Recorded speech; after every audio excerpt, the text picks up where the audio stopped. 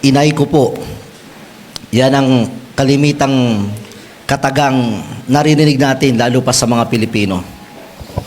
Kapag ang Pilipino ay nagugulat o nangangailangan, madalas lumalabas sa bibig ang katagang inay ko po. Dahil likas po sa puso na hanapin ang ina sa panahon ng pangangailangan. At ngayong Mother's Day, gusto nating kilalanin ang ating mga ina na kayo po ay bilang naging sandalan, kayo po ay naging tagapag-alaga, tagapanalangin at instrumento ng Diyos sa atin pong mga buhay.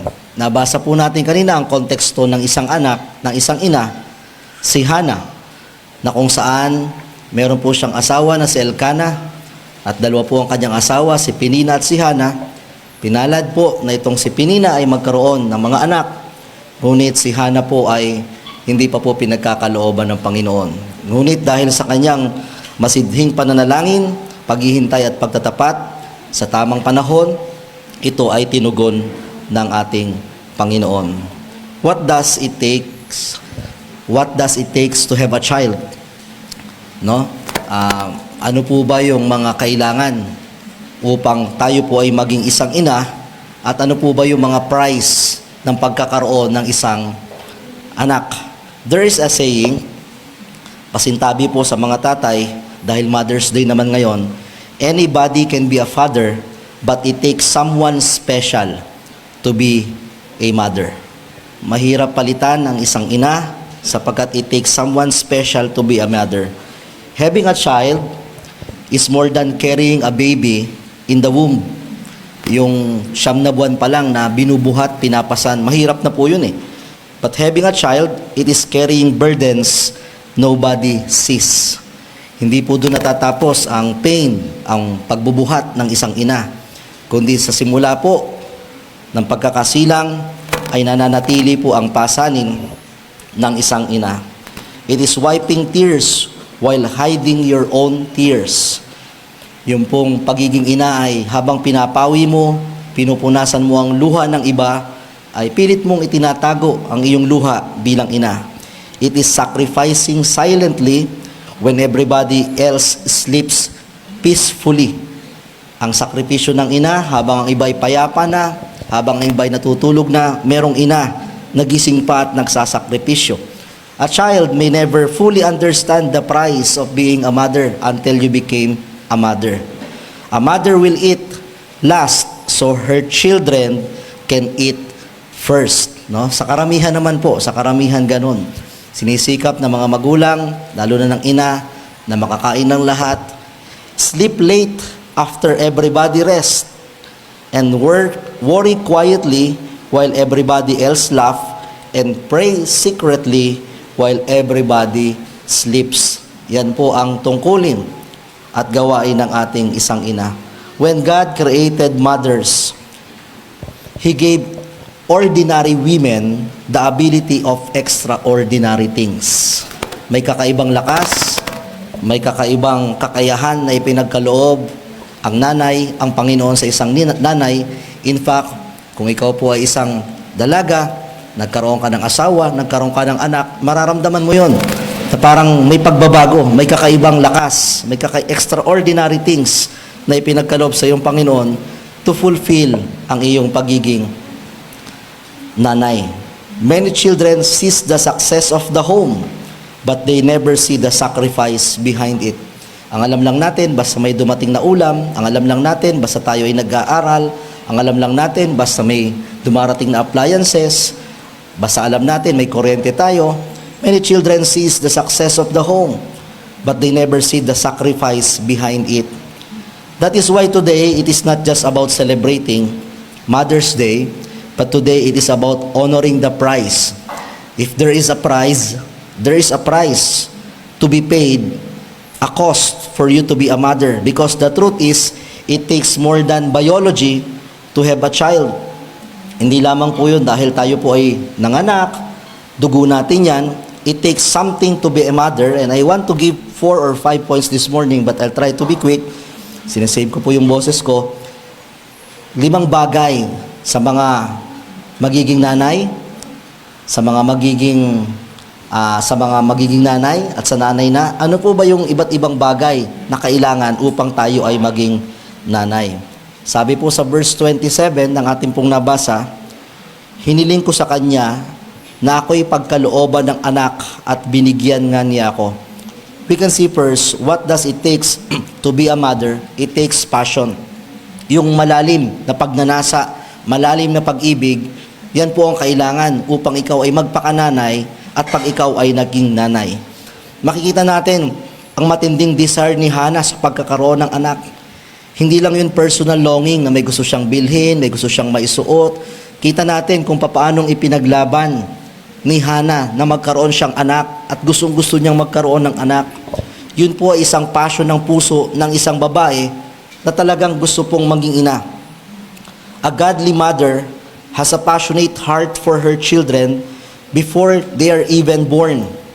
Sabi nga po, before a child ever says, I love you. Diba? Anong buwan ba nag-i-start?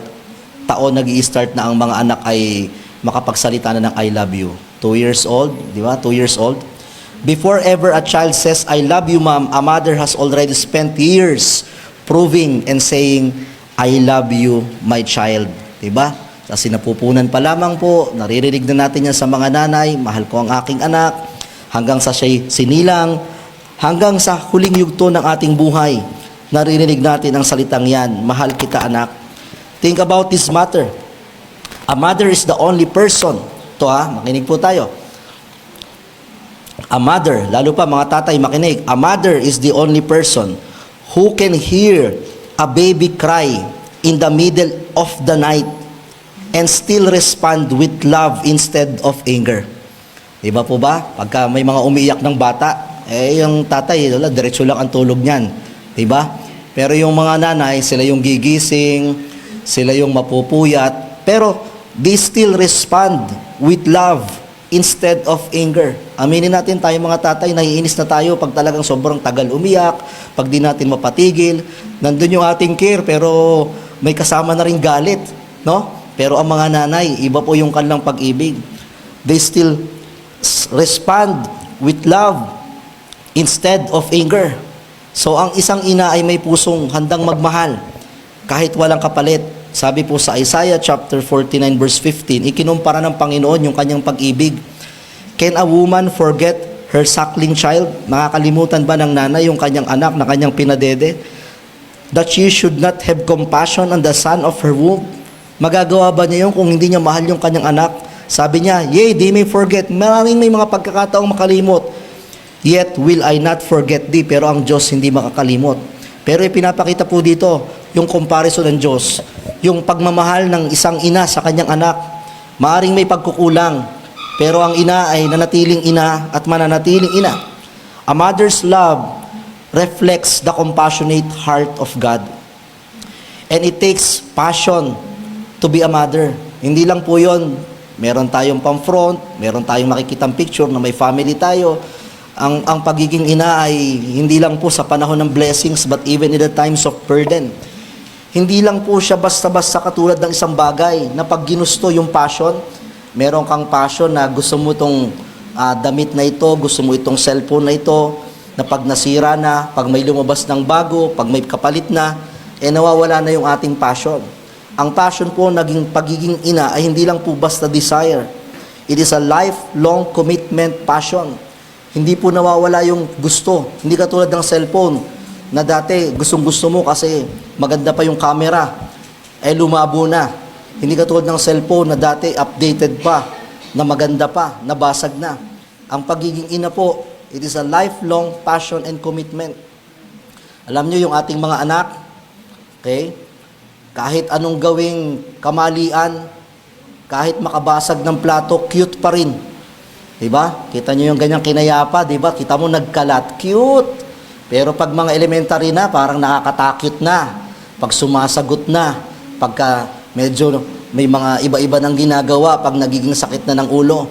Pero alam nyo, ang pag-ibig ng isang ina, hindi lamang po doon sa panahon ng cute, hindi lang doon sa kanilang panahon na sila'y best, but even at their worst. Iba ang pasensya, iba ang pag-ibig ng isang anak, ng isang ina. A mother's love is unconditional. Passion talaga ng isang ina yan, ang magmahal, na minsan kahit hindi nasusuklian. And would you agree with me, pagdating sa mga anak, if not at all, kung hindi man lahat, but overall, ang pinakang huling sumusuko pagdating sa problema sa mga anak ay ang nanay. Meron at merong nanay na malalapitan, meron at merong nanay na magtsatsagang kumpunihin ang mga nasira at nawasak na buhay. Si Hana ay hindi napagod pumunta sa bahay ng Panginoon taon-taon. We can see the passion. Pwedeng mag-give up na siya, pwedeng umayaw na siya, o di kaya naman, sinilang niya na si Samuel. Mahirap pala ito. Marami palang responsibilidad. Okay na, naranasan ko na. Pero makita natin doon, barren siya. She was mocked, kinukutya siya, disappointed siya. But because passion keeps showing up even when life hurts, lilitaw yung malalim na pagmamahal. Even when life hurts, ang tunay na ina, hindi madaling sumuko, hindi madaling mawala ng pag-asa, at handang gawin ang lahat para sa anak. Hindi perpekto ang isang ina, but we can see the passion of a mother. What does it takes to be a mother? Kung kayo ay mga magiging magulang, magiging nanay, at kung kayo ay nanay na, hindi kayo magtatagal bilang nanay kung wala ang inyong malalim na pagmamahal. It takes passion. Number 2, it even takes pain. May mga hirap, sakit at sakripisyo. Sabi sa verse 10, sa buhay ni Hana, buong pait na lumuluha si Ana. Buong pait na lumuluha at taimtim na nananalangin kay Yahweh. At sa verse 6, wag po sana ninyong isipin na ang inyong lingkod ay masamang babae. Kausap siya ni Eli na pagkamalan siyang lasing kasi kung ano-ano mga pinagsasabi niya sa templo, yung pala, sa sobrang lalim ng panalangin niya, hindi niya na, wala nang lumalabas sa kanyang boses na parang bumubukan lang ang kanyang bibig. Sabi niya, ipinapahayag ko lang po ang aking matinding paghihirap ng aking damdamin. What does it takes to be a mother? It also takes pain. Bago pa magkaroon ng joy, bago pa man magkaroon ng 1-month celebration, ng 1-year birthday celebration, bago pa man makisaya ang mga kamag-anak, meron ng labor of pains. Motherhood always involves sacrifice. Merong pain. Pain. The pain of gestation. Just try to imagine, 9 months mong pasan-pasan ang iyong anak. Diba? May mga frustrations. Meron tayong mga hindi nangyayaring bagay, may mga sinacrifice ka. Maraming pain ng isang nanay. Sabi nga po sa John chapter 16 verse 21, kung bubuksan po natin ang ating Bible. John chapter 16 verse 21. Sabi po doon,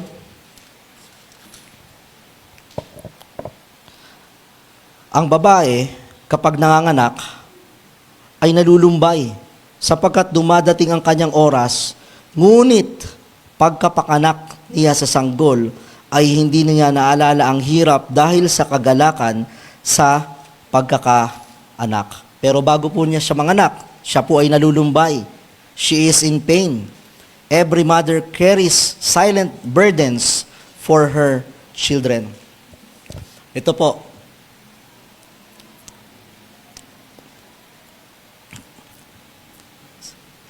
some mothers, ito, tingnan nyo ha, some mothers are carrying pain heavier than the bags they carry. Okay? Hindi ko alam kung ano bang, alam nyo, si mama, lagi kong chinecheck ang bag niyan eh, kasi parang aprador. Okay? Kompleto na yan. Pag biglang nagkalindulan, kompleto na yan, mabubuhay yan. No? Laging ba't ba ang bigat? Kailangan namang laging bit-bit kung ano pa man. Siguro, ganun din yung inyong mga nanay or kung ano pa man. But sabi dito, some mothers are carrying pain heavier than the bags they carry. Mabigat ang pasanin ng isang nanay.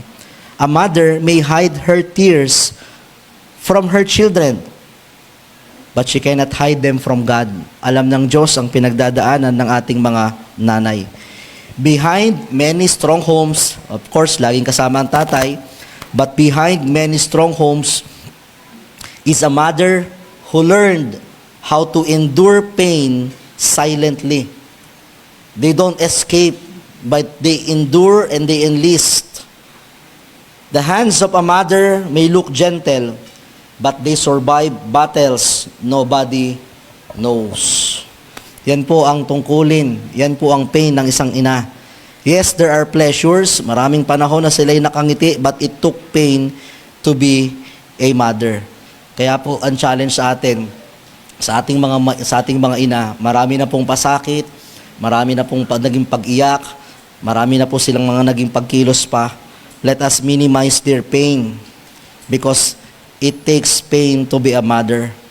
Pero makikita natin dito, but Hannah did not allow pain to make her bitter. Nagpatuloy siya sa kanyang pagiging ina.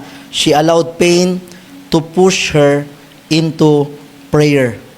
When we are in pain, it should move us in prayer. Some people run away from God when hurting, but a godly mother runs toward God. But when a mother is in pain, she prays, which leads to our number 3, what does it takes to be a mother? Prayer. Napakahalaga po ng isang ina po ay may panalangin at nananalangin po sa Panginoon. Sabi sa verse 27, matapos ng matagal na paghihintay, may mga time na hindi tumutugon ng Panginoon, may mga time na hindi niya naiintindihan ng kalooban ng Panginoon. But on verse 27, hiniling ko sa kanya na ako'y pagkalooban ng anak at ibinigay nga niya sa akin at pinangalan ng Samuel. What does it takes to be a mother? It takes prayer. Maraming mga anak ang nalayo sa panganib dahil may inang nananalangin. Alam niyo ba yung blessings? Okay? Na ipapasa ang blessing. Kung ang kaligtasan ay personal, pero ang blessing ay ipapasa. Sa inyong mga anak, hindi lahat ng blessing nyo dahil kayo ay matatalino. Hindi lahat ng blessing nyo dahil kayo naging matyaga, dahil may diskarte kayo. May mga blessing kayo na dahil sa pagtatapat ng inyong mga nanay, ng inyong mga magulang, at kayo ay pinapanalangin. Maraming mga panganib ang inalis ng Panginoon dahil may inang nananalangin. Hindi bitterness ang naging bunga ng pain ni Hannah, kundi naging mapanalangin siya. Behind many successful children is a mother who knows how to pray. Knows how to pray. A praying mother shape future generations. Sila po yung nag-aayos, sila po yung nagtutugma. And number 4, what does it takes to be a mother? Number 4, it takes patience. Patience, long-suffering, malalim na pagpapasensya. Verse 20, nagbuntis siya at dumating ang araw na siya ay nagsilang ng isang sanggol na lalaki, pinangalan ng Samuel. Ang ipapangalan ko rito sapagkat ang sabi niya, hiningi ko to kay Yahweh. Nagbunga ang kanyang passion, the desire to be a mother, although there is pain, the pain of mocking her, disappointment, failures, but she continued in prayer, and because of her patience, tinugon ng Panginoon ang panalangin ni Hannah. Hindi agad sinagot ng Diyos ang prayer ni Hannah. There was a season of waiting. Maaring bilang nanay, tapos na ang pananalangin nyo na magkaroon ng anak, pero marami pa rin tayong ipinapanalangin sa Panginoon. Paano ko naman bubuhayin ang aking anak? Paano ang provision? Paano ang samahan? But a mother should have patience. What does it take to be a mother? Godly mother learns to trust God even during the time of delays.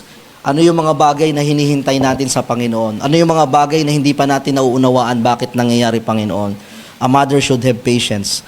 Hindi madaling magpalaki ng anak. It takes long suffering, understanding, and grace. One of the greatest characteristics of a mother is patience. Motherhood is not instant. Although, pag nanganak, pinabati natin, oy, salamat, nanay ka na. Nag-uumpisa pa lamang po ang pagiging nanay. Motherhood is not an instant. Children do not grow overnight. Character is not built in one day. Lalabas ang iba't ibang mga pagsubok sa pamilya, buhay mag-asawa. Lalabas yung mga panahon kung paano natin itatama ang mga anak sa mga panahong naliligaw. A mother spends years teaching, years of correcting. Ang pinakang matagal nating guro ay walang iba kundi ang ating mga magulang at anak. Magulang at nanay. A mother spends years of correcting. Hindi natatapos yung pagtatamang yun. Kahit nga minsan may pamilya na tayo, may mga naririnig pa rin tayong pagtatama.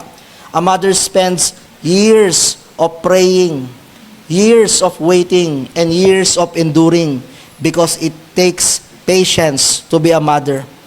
Patience is the hidden strength of motherhood. Yun po ang pinakang tagong kalakasan ng mga nanay, yung sila po ay mapagpasensya. Patience is love staying when quitting would be easier.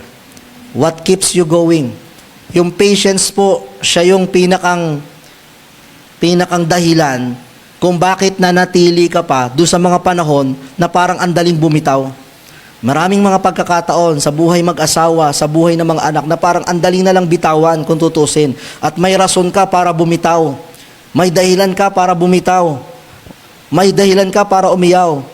But patience is love staying when quitting would be easier.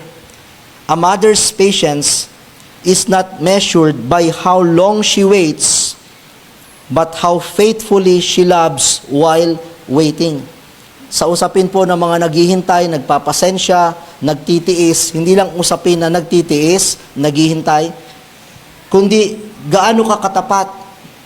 Nandun pa rin ba yung iyong character as a mother sa mga panahong ikaw ay naghihintay at nagtitiis? Children, listen to this.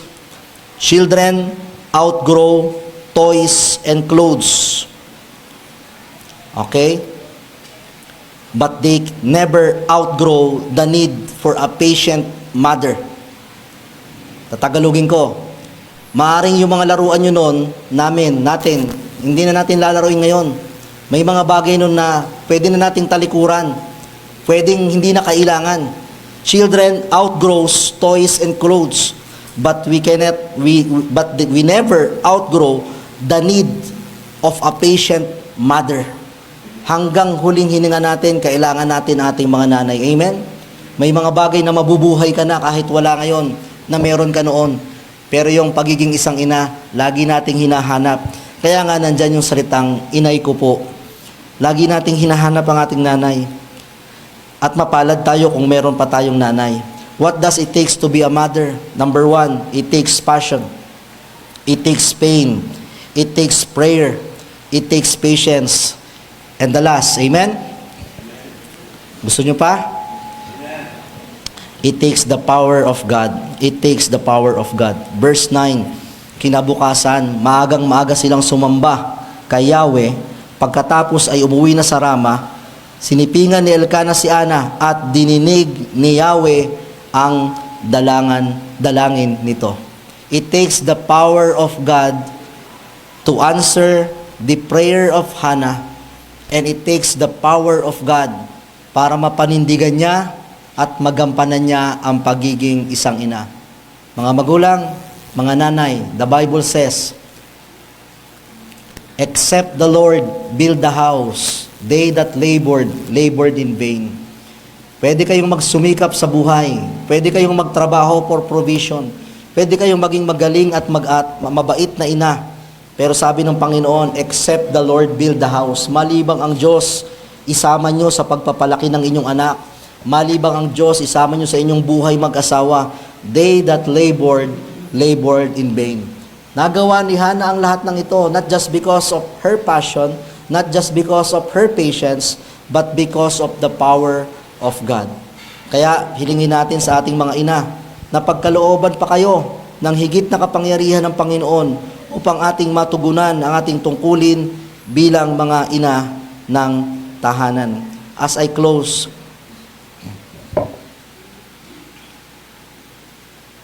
sa ating pagtatapos, nais ko pong mag-iwan ng isang tula uli. Okay, pagka may okasyon, napapahilig ako sa tula, ano? Okay. Nagtanong uli ako kay ChatGPT, kaso walang emosyon yung tula. Pag tula, dapat galing sa personal, ano? So, nais ko magbigay ng isang tula para sa lahat ng mga nanay. At ito na rin ang regalo ko sa aking nanay. Ang pamagat na aking tula, tugtugan mo nga ng konting ano dyan. Okay? Ang pamagat ng aking tula, kanina ko lang ito nagawa. Okay? Ang bahay pag wala na si inay. Pag wala na si nanay, hindi na kompleto ang bahay. Naroon pa rin ang mga dingding, ngunit wala na ang dating init at lambing. May pagkain pa rin sa lamesa, pero wala nang tinig na nagsasabing, "Anak, kumain ka na." Oo, pag wala na si inay, wala nang maingay. Pero dun mo maiintindihan na ito pala ay hindi isang ingay, kundi salita ng inang gumagabay. Wala na ang tinig ng lambing na sayo'y umaaliw. Wala na ang paulit-ulit na magpapaalala. Ang lahat ay tangi na lamang alaala. Pag wala na ang nanay, magkakaroon na ng pagbubukod-bukod. Doon natin marirealize, siya pala ang sa atin nagbubuklod.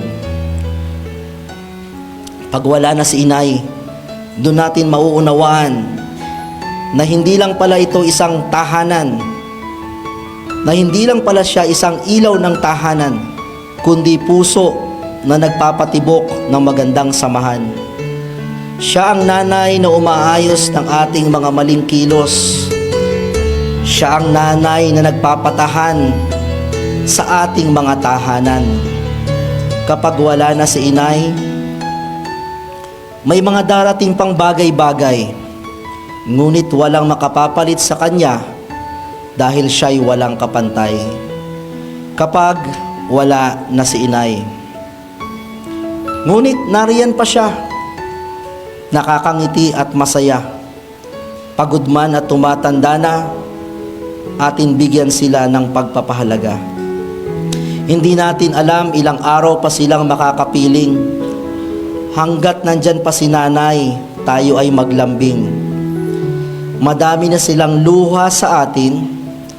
Sa natitira nilang araw, wag na nating paiyakin. Sa bawat araw, atin man lang silang batiin. Darating ang araw, hindi na sila sasagot. Ito ang araw na ating kinakatakot. Alam ko may sarili na tayong buhay, pero ating alalahanin ang sa ating siya'y nagbigay. Kaya hanggat may nanay pa, mahalin natin sila. Pag sila ay nawala na, ang sorry ay wala ng silbi. Ngayon ang panahon upang sabihin ang dapat sabihin, ibigay ang dapat ibigay. Dahil darating ang panahon, marami ka pang pwedeng at gustong sabihin, marami ka pang gustong ibigay, pero wala na si inay. Sa aming mga nanay, patawad sa aming pagkakamali. Sana may panahon pa kaming makabawi. Sa aming mga nanay, patawad sa aming mga pagkukulang. Sana sa natitira niyong panahon, kayo naman ang aming punuan. Kaya sa lahat ng aming nanay, kayo ang dahilan ng aming tagumpay.